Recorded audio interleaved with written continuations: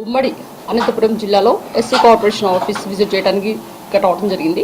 ఇందులో ముఖ్య ఉద్దేశం ఏంటంటే ఇక్కడ కొన్ని షాపింగ్ కాంప్లెక్సెస్ ఉన్నాయి. ఇందులో ఎన్ని రన్ అవుతున్నాయి లేదా ఎన్ని కొలాప్స్ స్టేజ్లో ఉన్నాయి, తర్వాత దానికి కావాల్సిన రెనోవేషన్ ఏం చేయాలనే ఉద్దేశంతో ఫస్ట్ ఆఫ్ ఆల్ ఇక్కడ షాప్స్ కూడా మనం విజిట్ చేస్తాం. ఇందులో ఆల్మోస్ట్ 120 షాప్స్ ఉంటే 110 shops are collapsed and almost 10 శిథిలావస్థ స్థితిలో ఉన్నాయి. దానికి కావాల్సిన మనం ఏదైతే ఉందో రెనోవేషన్ కొరకు కొన్ని బడ్జెట్ కూడా శాంక్షన్ చేస్తాం.